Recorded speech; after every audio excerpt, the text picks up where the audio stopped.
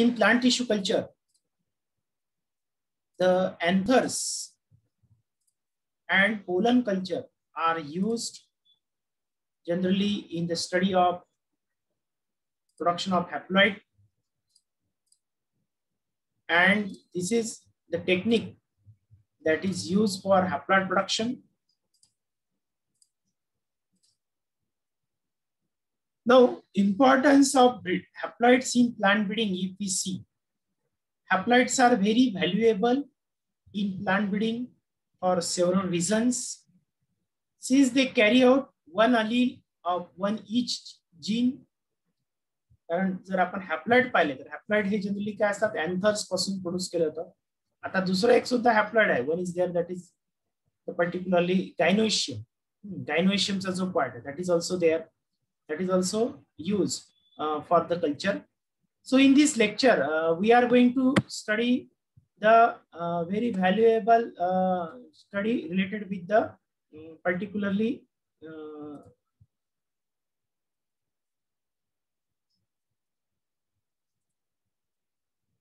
very valuable study that is related with the haploid production. Since they carry out only one allele of each gene, mutation and recessive characteristics are expressed in the plant. Plant मध्ये mutation आणि recessive character जे आहे ते सगळे याच्यामध्ये study करता येऊ शकतात. कारण आता जर आपण पाहिलं हॅप्लॉइड मध्ये, in case of haploid what happen, anthers having nothing but producing the pollen grains, and pollen grains are having one set of chromosome, एकच सेट क्रोमोझोमचा असतो. आणि त्यामुळे this nothing but carrying a particularly a single character, त्याच्यामध्ये single character carry केलं जातं आणि त्याच्यामध्ये, so that it can be helpful in study of mutation और रेसेसिव्ह कॅरेक्टर, किंवा त्याचे रेसेसिव्ह कॅरेक्टर स्टडी करण्यासाठी सुद्धा ते वापरले जातात. प्लांट्स विथ लिथल जीन, जे काही प्लांट्स लिथल जीन जे असतील, that is unwanted harmful genes that can be also eliminated from the gene pool, that is using this technique. Suppose आता एखादा प्लांट आहे ज्याच्यामध्ये काही जे कॅरेक्टर्स असतील, just a minute,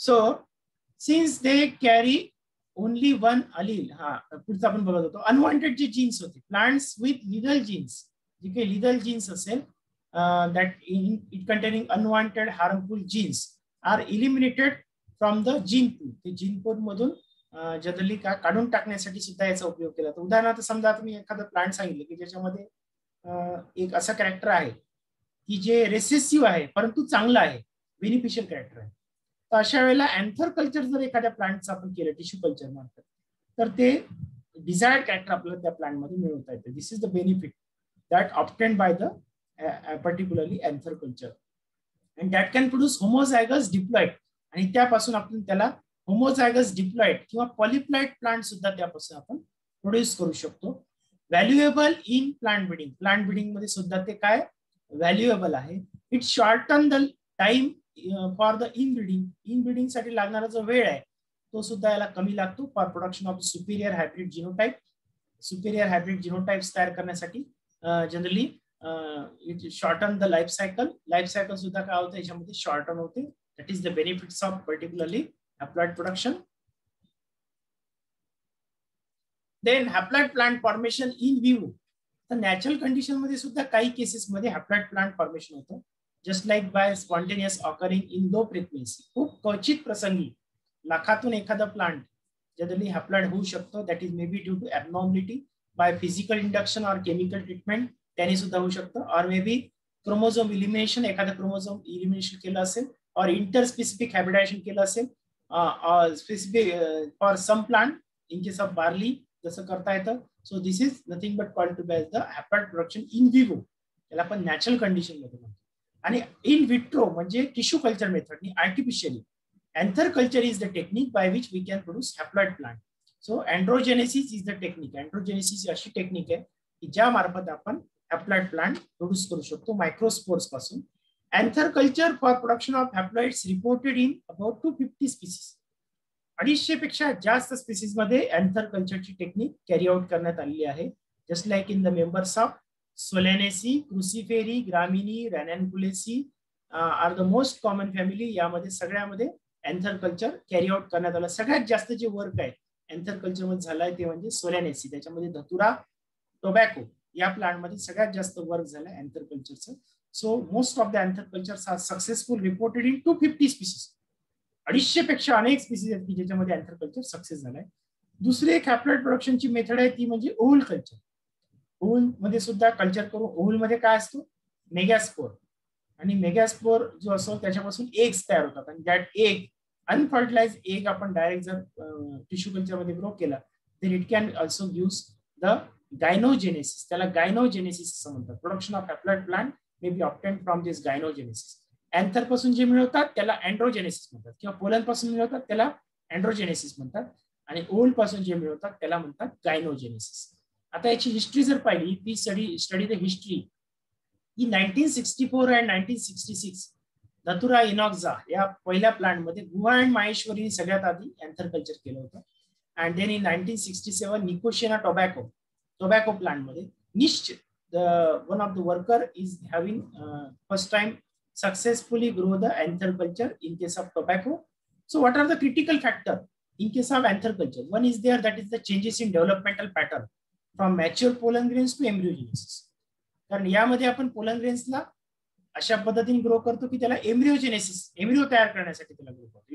it leads to embryogenesis so that somatic embryos are form and that somatic embryos are further grown in tissue culture. From that plantlet are produced. त्यापासून plantlet आपण तयार करतो.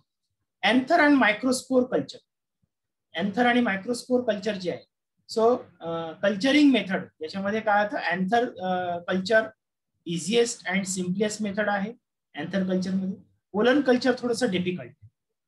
Pollen culture और it is also called microspore culture. Microspore culture is somewhat difficult, काही प्रमाणात ते थोडंसं difficult आहे. ऍडव्हान्टेजेस त्याची जास्त आहेत. जर आपण एन्थर कल्चर पेक्षा पोलन कल्चरला जर पाहिलं तर pollen culture has a more advantage, कारण त्यामध्ये प्युअर पोलन ग्रेन्स आपण घेतो पोलन कल्चरमध्ये. एन्थर मध्ये काय होतं, बरेच वेळा there is a problem of growth of anther wall.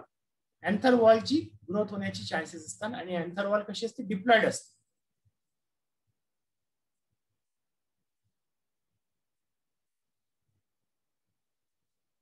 आणि त्याच्या आतमध्ये जे पोलन ग्रेन्स आहेत ते हॅप्लॉइड असतात. म्हणजे एन्थर वॉल ही डिप्लॉइड आणि पोलन ग्रेन्स हे हॅप्लॉइड असतात. जर पोलनला डायरेक्ट कल्चर केलं तर ऍडव्हान्टेजियस आहे, परंतु थोडं डिफिकल्ट आहे. Less competition among microspore. Microspore मध्ये लेस कॉम्पिटिशन राहते. No diploid anther wall development. So sometime diploid anther wall still develop in anther culture. Anther culture मध्ये डिप्लॉइड वॉल जी असते, एन्थरची जी वॉल असते, that wall is nothing but sometimes grow. Then greater potential haploid plant production. Haploid plant production मध्ये pollen कल्चरचं greater potential आहे, जास्त प्रमाणात चांगलं प्रोडक्शन होऊ शकतं. Protocol for anther culture. Aseptically detach the anther from the flower filament. Flower पासून त्याला डिटॅच करा एन्थरला. Firstly we collect out the flower which is undehisced. Generally आपण एन्थर कल्चर जर करायचं असेल किंवा पोलन कल्चर करायचं असेल तर फुल कसं सिलेक्ट करावं लागेल, अनडेस फ्लावर बड घ्यावं लागेल. कारण डेसन जर झालं, फ्लावरचं ओपन जर झाली असेल एन्थर, तर काय होईल, फ्लावर ओपन झाला असेल आणि अँथिसिस झालं असेल, म्हणजे एन्थर जर डेज झाले असतील तर पोलन ग्रेन्स लिबरेट होऊन जाते. म्हणून आपल्याला अनडेज फ्लावर बड घ्यायचे, ज्याच्यामध्ये फ्लावर एन्थर्स अनडेज असले पाहिजे आणि फ्लावर बड इंटॅक्ट असले पाहिजे. So such flower we have to select. त्याला डिटॅच करा, त्याच्यामध्ये एन्थर्स आयसोलेट करा, फिलामेंट त्यापासून वेगळे करा. Float the anthers on MS liquid media. Liquid मीडियामध्ये त्याला फ्लोटिंग करा in the culture medium, and that is grown on tissue culture laboratory. त्याला टिश्यू कल्चर लॅबमध्ये नंतर त्याला कल्चर करा. कल्चरिंग मेथडमध्ये generally squeeze out microspores into liquid media. Pollen grain जर कल्चर करायचं असेल तर काय करावं लागेल, एन्थरला डेज करा. इथे मात्र सेम फ्लावर घ्यावं लागेल. एन्थर जे काही पोलन ग्रेनला कल्चर करायचं असेल त्याला सुद्धा तसंच घ्यायचं आहे. फ्लावर बड ही इमॅच्युअर असली पाहिजे, अनडेज एन्थर असले पाहिजे. ते एन्थर्स घ्यायचे, त्याला निडलच्या साहाय्याने बस्ट करा, त्यामधून पोलन ग्रेन्स बाहेर पडतील. पोलन ग्रेन्सला लिक्विड मीडियामध्ये मिक्स करा, त्याला फिल्टर करा थ्रू नायलॉन स्क्रीनच्या साहाय्याने त्याला फिल्टर करा, जेणेकरून त्याच्यामध्ये एन्थर वॉलची डेब्रिज आहेत ती निघून जातील. फक्त pollen grains, pure pollen grains आपल्याला मिळतील. And that is later on centrifuge at low RPM. कमी आरपीएम वर 5 मिनिटासाठी 50 ते 100 आरपीएम वर त्याला रोटेशन करा, जेणेकरून डेब्रिज खाली बसतील आणि पोलन ग्रेनचं सस्पेन्शन एक चांगलं क्रिएट होईल. And that suspension is culture.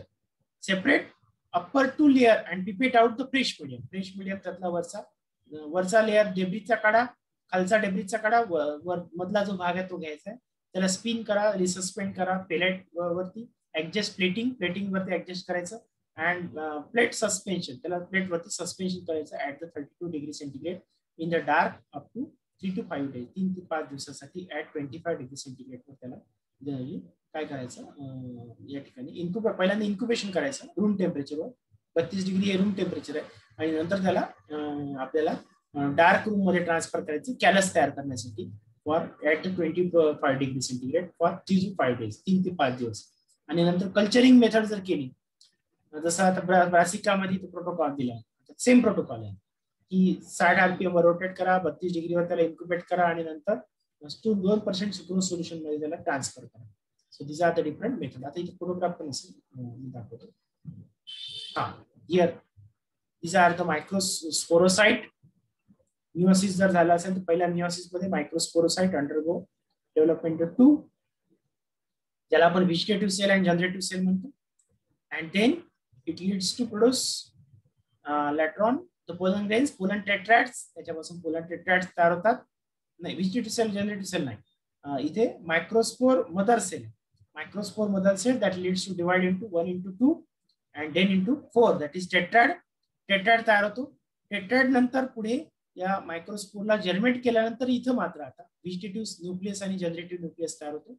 And later on gives rise to produce the microgametogenesis, त्यापासून इथे स्पर्म सेल्स त्या ठिकाणी जनरेट होतात. So this is the routine mechanism. आणि ज्या वेळेला आपण कल्चरिंग करतो, in that culture what happen in this pathway, you can see here just like we are taking the normal pollen grain, त्यापासून इथे व्हेजिटेटिव्ह सेल जनरेटिव्ह सेल तयार झाले firstly, then it leads to divide into 4, firstly 1 into 2, 2 into 4 into this multicellular pollen grain are formed, and from multicellular pollen grain we are getting the direct embryo, and from embryo we are getting the sporophyte, that is plant आपल्याला मिळू शकते, किंवा कॅलसिंग सुद्धा आपण त्यापासून मिळू शकतो.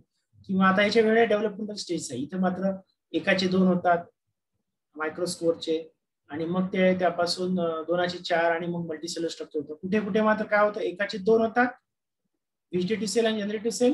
Vegetative cell generative cell divide होत राहतो, व्हेजिटेटिव्ह सेल तसंच राहतो, असं बी होतं. किंवा काही मध्ये व्हेजिटेटिव्ह सेल डिवाइड होतो, जनरेटिव्ह सेल तसाच राहतो, असं सुद्धा होऊ शकतो. किंवा काही मध्ये व्हेजिटेटिव्ह सेल जनरेटिव्ह सेल दोन्ही डिवाइड होतो, असं सुद्धा होतं. So these are the different developmental pathway. In this what happen, microspores are continuously divide और pollen grains are continuously divide. Pollen ग्रेनचं डिव्हिजन होत राहतं, आणि त्यापासून मल्टीसेलर पोलन ग्रेन तयार होतो, आणि मल्टीसेलर पोलन ग्रेन पासून लॅट्रॉन leads to direct embryo formation or maybe direct callus formation. त्यापासून callus formation होऊ शकते. So this is the routine method of particularly anther culture. आता याच्यामध्ये particularly what are the factors that is affecting in response in vitro condition ला कोणते factor response करतात in case of anther culture? That is the stage of pollen development at the time of culture. Then for staging, birds harvested just before first meiosis.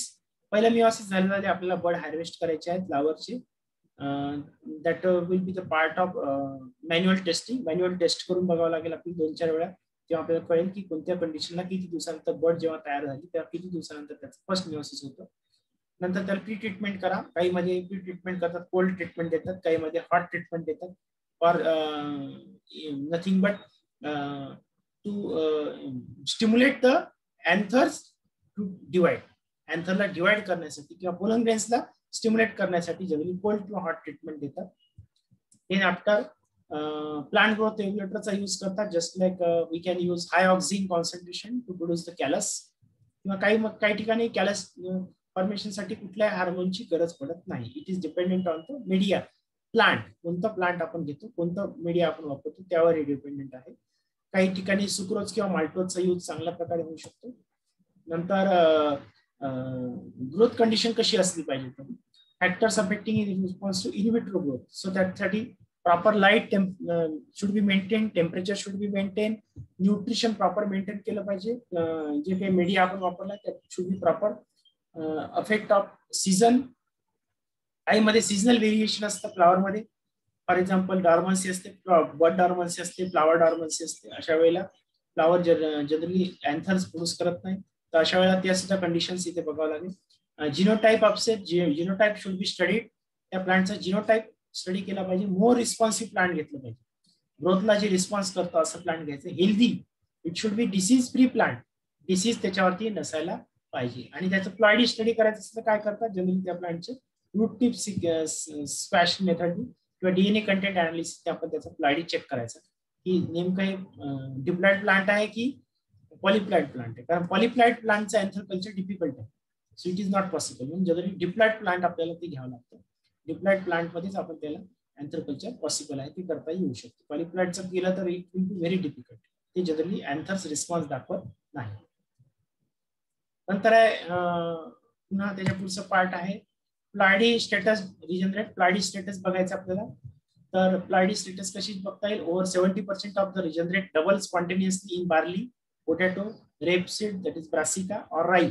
या पिकामध्ये जवळपास 70% पेक्षा जास्त generally काय होतं डबलिंग होतं क्रोमोझोम्स. ते आपल्याला बघायचं आहे. That should be take care for the anther culture. In colchicine treatment is use for doubling of chromosome. जसं जे काही आपण अँथर पासून जे प्लांट तयार करणार ते जनरली हॅप्लॉइड असतं, तर त्याला कोल्चिसिन ट्रीटमेंट देतात. कोल्चिसिन हे काय करतं, एंडोमायटोसिस करतं आणि त्यामुळे pollen grains get double, pollen grains double होतात आणि so that plant becomes haploid diploid. Plant से हॅप्लॉइडिप्लॉइड होतो. Callus culture from explant of haploid plant. Callus culture जे आहे की हॅप्लॉइड आपण जर केलं तर त्यामध्ये सुद्धा काय होतं generally we can nothing but produce the haploid plant. त्यापासून सुद्धा आपण हॅप्लॉइड प्लांट प्रोड्यूस करू शकतो. What are the factors that influence in androgenesis? That is genotype of donor plant. आता सांगितलं की प्लॉइडीज आपण त्याला चेक केली पाहिजे प्लांटची. कसं चेक करणार तर मायटॉसिस स्टडी करा. रूट टिप घ्या, रूट टिपला स्क्वॅश मेथडनी या ठिकाणी काय करा आपण स्टडी करू शकतो की ते प्लांट डिप्लॉइड आहे की पॉलीप्लॉइड. नंतर अँथर वॉल फॅक्टर्स त्याची स्टडी करायची. अँथर वॉल थिक नसायला पाहिजे. That should B not interfere in the culture. कल्चरमध्ये इंटरफेअर करायला नको. कल्चर मीडिया प्रॉपरली घेतला पाहिजे. कल्चर डेन्सिटी प्रॉपर असली पाहिजे. लिक्विड मीडिया घेत असेल पोलन कल्चरला तर त्याची डेन्सिटी चांगली असली पाहिजे. काही ठिकाणी सेमी लिक्विड मीडिया घेतात, काही ठिकाणी सॉलिड मीडिया घेतात अँथर कल्चरमध्ये, तर that should be proper density, त्याची घनता चांगली असली पाहिजे.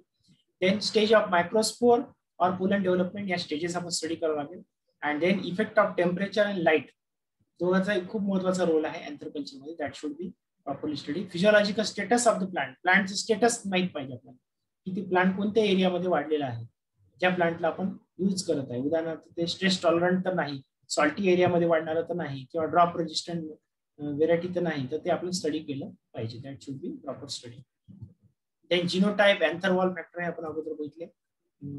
Effect of culture media, culture मीडियाचा सुद्धा इफेक्ट आहे. अँड्रोजेनेसिस मध्ये there are several different factors. Normal pollen grains development हे बघितलं आपण. आता इथं अँथर्स दिलेले आहेत. These are the development of pollen grains that can be seen under the microscope and fluorescent microscope. वरचे जे फोटोग्राफ आहे हे मायक्रोस्कोप खाली दाखवले पोलन ग्रेनची डेव्हलपमेंट. खालचा फ्लुरोसेंट मायक्रोस्कोप मध्ये आपण बघू शकतो पोलन ग्रेनची development. These are the pathway of androgenesis. टेम्परेचरचा इफेक्ट आहे. जर टेम्परेचर प्रॉपर असेल तर एम्ब्रियोज जे फॉर्म होतात, पर्सेंटेज ऑफ पोलन एम्ब्रियोज और अँथर एम्ब्रियोज आर मोर. जसं टोबॅको मध्ये 3 ते 5 डिग्री टेम्परेचर जर मेंटेन केलं तर 58% of the pollen grains develop embryos. एम्ब्रियोची पर्सेंटेज वाढते त्याच्यामध्ये. ब्रासिका मध्ये सुद्धा तसंच आहे. प्रत्येक प्लांट मध्ये वेगवेगळा प्रोटोकॉल जनरली यूज करतो. This are the pollen grain develop plant. Anthers दाखवले, अँथर डेज झाले, त्याच्यामध्ये पोलन ग्रेन्स आणि पोलन ग्रेन्स पासून एम्ब्रियोज तयार होतात. And these embryos later on develop and from that here the plantlets are formed. या प्रत्येक एम्ब्रियो पासून एक एक प्लांट तयार होऊ शकतो. म्हणजे एका अँथर मध्ये जेवढे की पोलन ग्रेन्स आहेत, पोलन पासून एक पोलन ग्रेन पासून इथे आपण प्लांट तयार करू शकतो. So this is the advantage of the plant tissue culture. हा टिश्यू कल्चर टेक्निकचा एक महत्वाचा अप्लिकेशन अँड्रोजेनेसिस. त्याच्यामध्ये आपण अँथर पासून प्लांट तयार करतो. हे मायक्रोस्कोप कल्चर टेक्निक दाखवलं. हँगिंग ड्रॉप मेथडने आपण त्याला कल्चर करू शकतो. मीडियामध्ये हँगिंग ड्रॉप टेक्निकने सुद्धा कल्चर करता येते. 80 पोलन ग्रेन्स पर ड्रॉप, एका ड्रॉप मध्ये 80 पोलन ग्रेन राहू शकतात. इतके ते छोटे असतात, मायन्यूट असतात. यामध्ये त्याला आपण कल्चर करू शकतो. किंवा जनरली पेट्री प्लेट मध्ये सुद्धा कल्चर करता येतं.